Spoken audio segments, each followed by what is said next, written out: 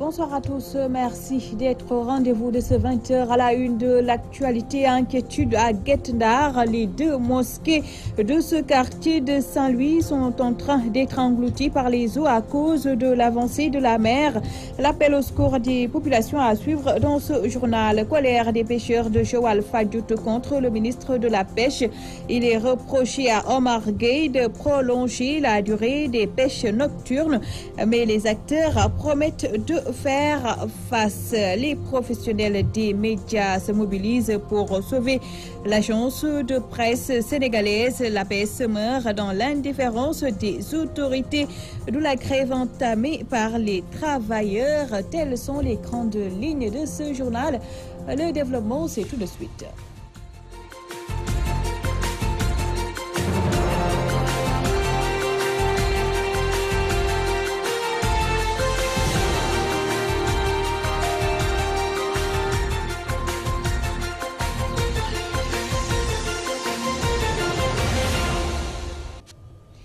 Direction Saint-Louis pour ouvrir ce journal. Guet-Ndar risque bientôt de se retrouver sans lieu de prière pour les musulmans.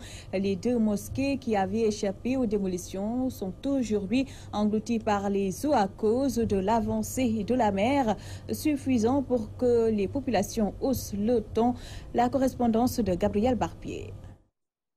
De sérieuses menaces pèsent sur la mosquée d'Ak de Guet-Ndar.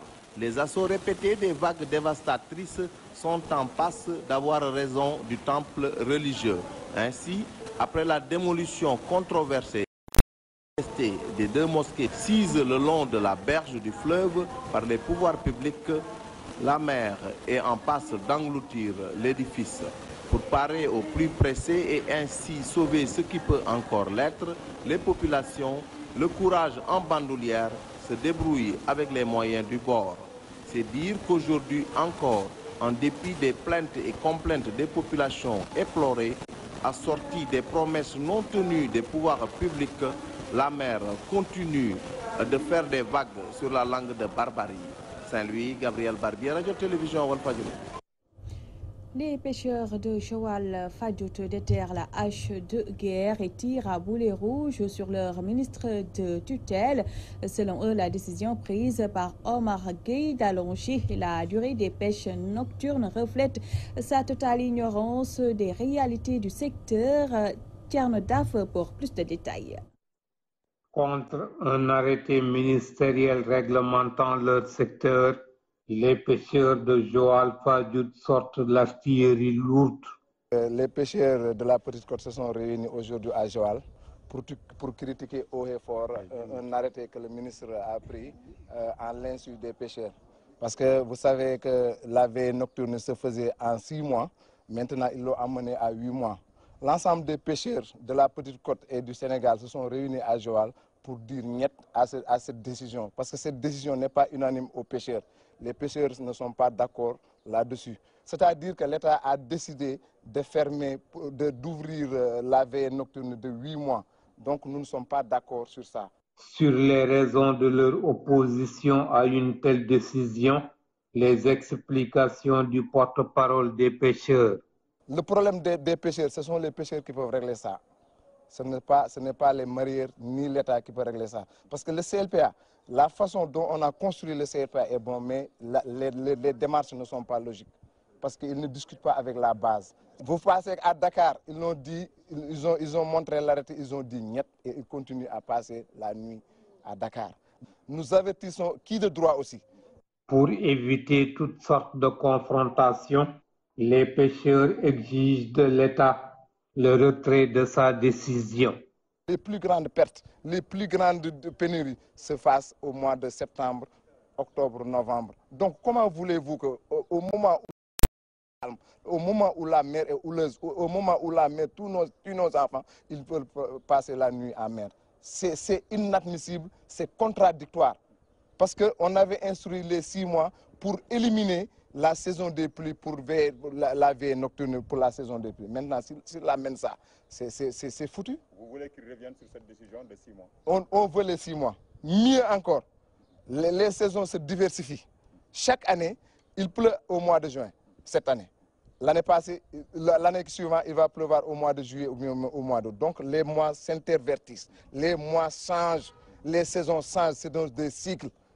Les vrais pêcheurs savent ce que je dis. Donc vous voulez qu'ils s'adaptent au cycle? Au cycle. Selon les pêcheurs, tout arrêté n'ayant pas requis leur adhésion est inévitablement voué à l'échec. Mbour, Thierno Daf, Radio-Télévision Walfadjri. Nous vous l'évoquions dans les titres en grève depuis le 6 septembre. La section SYNPICS de l'agence de presse sénégalaise poursuit son mouvement et exige la prise en charge immédiate de ses revendications. Ces travailleurs réclament un ajustement budgétaire de l'APS. D'ailleurs, ils ne comptent pas abandonner la lutte sans la satisfaction de cette doléance. Khadijatou Sarr Cissé. Les journalistes de l'agence de presse sénégalaise APS maintiennent la pression sur les autorités. En grève depuis le 6 septembre, ces derniers n'ont pas encore eu satisfaction. Ils ne sont pas seuls dans cette lutte puisque d'autres confrères sont venus leur apporter leur soutien. Bamba Kassé, directeur général SYNPICS section APS, revient sur les problèmes. L'agence de presse du Sénégal n'a pas d'internet. L'agence de presse du Sénégal n'a pas de téléphone. Coupé depuis 1 an parce qu'on doit des dettes à la Sonatel. Est-ce que vous imaginez ça? Et on dit que c'est la première source d'information. Nous estimons qu'il y a du mépris. 40 personnes ont été déflatées il y a 1 mois. Personne n'a bougé. C'est comme si c'est normal. Cela dénote d'un manque de considération que nous dénonçons. Venus nombreux pour soutenir leurs confrères, ces derniers déplorent fermement la situation actuelle de l'APS. Le CORED a tenu la cape à être là pour montrer à l'APS toute son affection et que nous sommes derrière ce combat-là pour vraiment une presse forte au grand bénéfice de la démocratie dont on se vante au Sénégal. Il n'est pas étonnant que l'APS soit dans cette situation-là parce que la politique de communication du Sénégal, en réalité, n'existe pas. C'est ce qu'il a appelé tout à l'heure la politique sectorielle dans le domaine de la communication.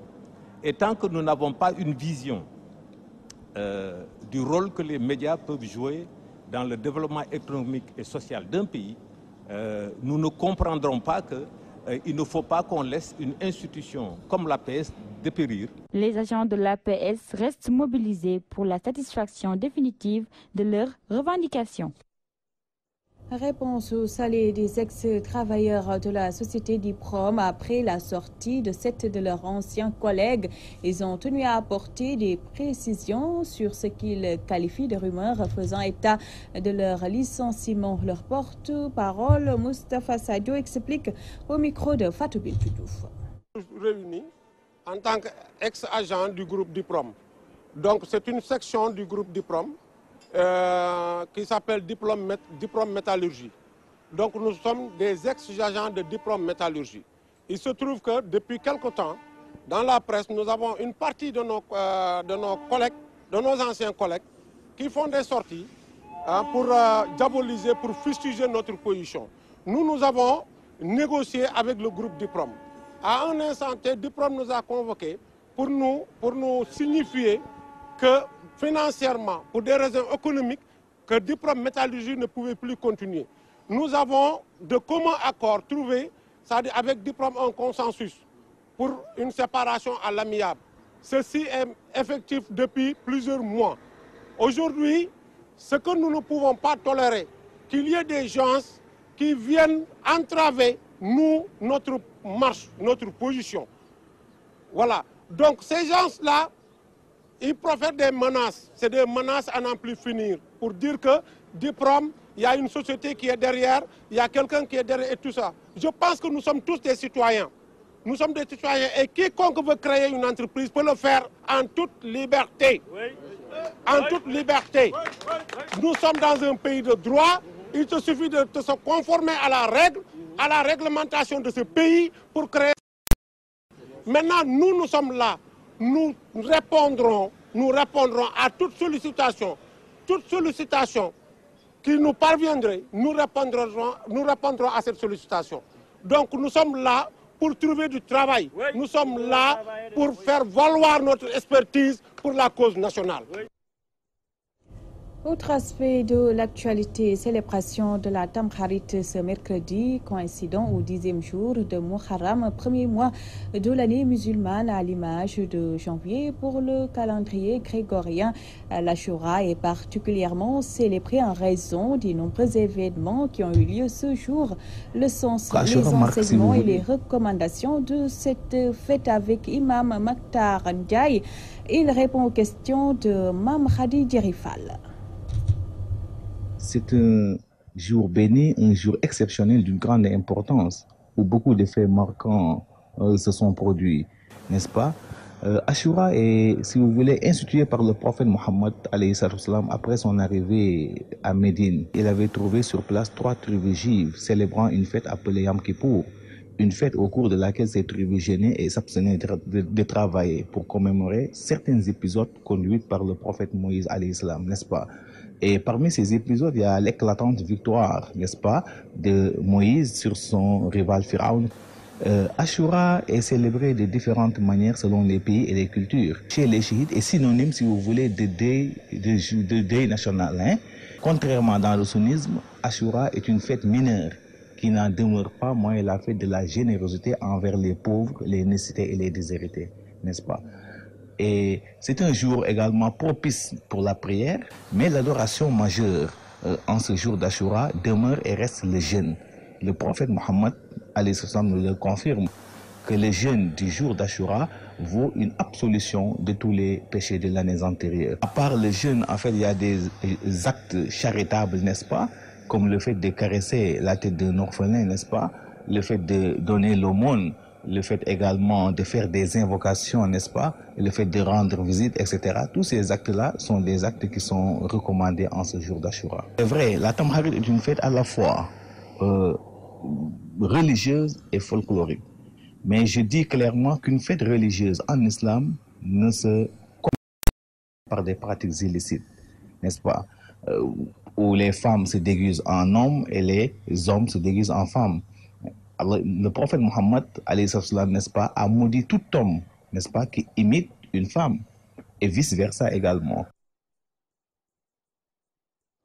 En cette veille de Tamkharit, le commerce de bœufs marche bien au forail de Diamaguène, Sicap Mbao. Toutefois, les éleveurs s'inquiètent à cause de l'insécurité. Théodore Semedo est allé à la rencontre. Reportage.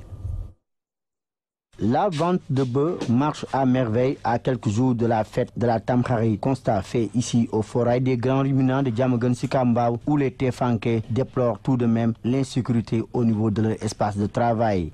C'est trop client, ça marche bien. Très bien, ça marche très bien. Les clients viennent, franchement parler. Puis le travail là aussi, ça marche très bien.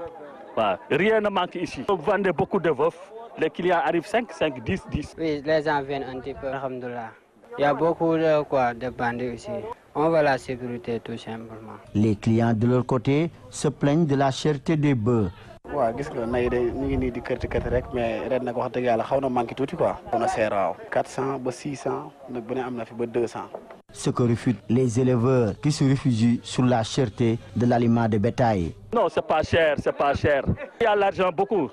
Tu achètes un bon bœuf. Les prix là, sans dépense, il y a 250, il y a 300, il y a 400, il y a 500. Faut le gouvernement Macky Sall, tu vas nous soutenir quoi. Le foin là est très cher, ça coûte 12 000 francs. 13 000 francs, c'est pas normal. Il faut nous subventionner. Il y a même 150 000. Mais les bœufs, maintenant, sont chers. Les 150 000, ça ressemble comme des moutons, quoi. L'aliment est cher. Tu peux prendre ici, les ngouilles là, ça coûte 9 000 francs. C'est trop cher. Ça repasse Mali, ça coûte 13 000, 14 000. Ces Téfanké espèrent tout de même voir leur chiffre d'affaires augmenter d'ici la fête de Tamkharit. Théodore Semedo, Diamaguène Sikambao, Walfadjri. On en vient à l'actualité politique. Le régime de Macky Sall est incompétent. C'est en tout cas la conviction du président du parti Jàmm Ak Xéwal, candidat à la présidentielle de 2019. Ngouda Fall Kane estime que le Sénégal doit changer, mais il appelle les électeurs à la... Voici Ngouda Fall Kane au micro de Ibrahima Ndiaye. Vous savez ce qui me dérange le plus chez Macky Sall, Nous avons eu à mettre 29 milliards et demi dans les chantiers de Thiès. Parce que Idrissa n'est pas avec lui, il n'a pas voulu continuer les chantiers de Thiès. Ce n'est qu'il y a quelques temps que le Premier ministre est venu pour dire que oui, le président m'a envoyé pour mettre 8 milliards. Non, c'est trop tard. Nous sommes à la veille des élections. Je me bats contre Macky Sall. Les Sirédia et consorts ne m'intéressent pas. Ces gens-là, nous savons ce qu'ils font. Nous savons ce qu'ils font. L'argent qu'ils donnent, c'est l'argent de l'État. L'argent qu'on distribue aujourd'hui, c'est l'argent de l'État. Nous sommes au courant de ce qui est en train d'être fait dans ce pays. Je lance un appel à tous les patriotes. Je lance un appel à tous les Sénégalais et les Sénégalaises. Ces gens-là sont en train de gaspiller l'argent de ce pays. Ils sont en train d'acheter la conscience des Sénégalais. Ils sont en train d'acheter la liberté des Sénégalais. Ils sont en train d'acheter les Sénégalais tout court. 5 000 francs pour un parrainage, mais ça c'est dommage, c'est vraiment dommage. Je crois que l'APR aurait pu proposer une somme beaucoup plus importante. Le Sénégalais vaut mieux que 5 000 francs. Le Sénégalais vaut mieux que 50 000 francs. Je vous demande de vous battre. Aujourd'hui, le temps est précieux. Et ce qui nous intéresse, c'est le parrainage. Il faut nous libérer. Il faut nous permettre d'aller aux élections. Il faut nous permettre d'étendre notre ambition. Et cela n'est possible qu'avec le parrainage. Attention, Thiessois, faites attention. Ne vous trompez pas. 5 000 francs aujourd'hui ne doit pas falloir l'étude de vos enfants. Ne doit pas falloir les financements des femmes de demain. Écoutez, il y a des milliards qui doivent venir. Équipe d'incompétents. Si on leur laisse la gestion de ce pays, on va à la dérive. À Kédougou, le comité départemental du parrainage dirigé par Aïssata Ndiaye se fixe comme objectif de réélire Macky Sall dès le premier tour. Déclaration faite au cours d'un rassemblement qui a vu la participation de transfuges de partis d'opposition. Solibou Ramadabo. La seule conférence Thomas du monde. Ils sont venus de tous les coins, des élus, des militants, des présidentes de groupements féminins et d'associations pour assister à cette cérémonie à l'allure de meeting d'ouverture. Une manière d'exprimer leur satisfaction pour la nomination d'Aïssata Ndiaye, appelée la lionne de la région, délégué régional chargé de piloter le parrainage de la paire. Je suis très content. Aujourd'hui, le choix de la maire Aya Ndiaye comme délégué régional est un choix accepté par tous. La salle nous l'a prouvé. Tous les responsables des 3 départements de la région se sont retrouvés pour une première fois pour féliciter la maman et montrer qu'ils sont vraiment d'accord par rapport à ce choix du président de la République. Ils sont nombreux à prendre la parole pour non seulement remercier le président de la République pour avoir lancé le parti à travers cette dame dans la région, mais aussi et surtout exposer les valeurs intrinsèques de cette dame unificatrice. Nous avons aujourd'hui la chance d'avoir à nos côtés une femme leader, une combattante infatigable. Moi, j'ai été le premier à dire que si mon parti avait un candidat, je vais voter pour Macky Sall, puisque ça, il le faut. Heureusement, nous avons décidé de soutenir la candidature de Macky Sall. L'objectif est clair. Élire Macky Sall dès le premier tour et pour ce faire, aller rencontrer les populations, parler d'abord entre les responsables de chaque commune pour que tout le monde comprenne aujourd'hui l'essentiel, c'est seulement réélire le président de la République à travers ce parrainage qui est en tout cas un pont pour justement valider la candidature du président Macky Sall. Comme tout le monde le sait aujourd'hui, c'est à l'ère de Macky Sall seulement qu'on trouve de l'électricité dans le monde rural.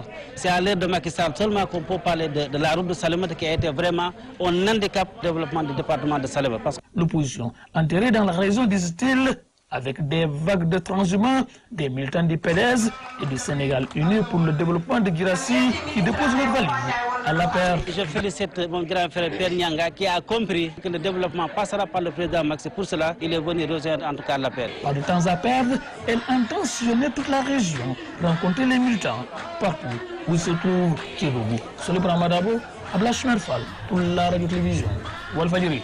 C'était le journal de la rédaction. À toutes et à tous, merci de l'attention. Tout de suite, la 4e et dernière partie de l'édition du soir avec Moustapha Diop. Très bonne soirée à tous.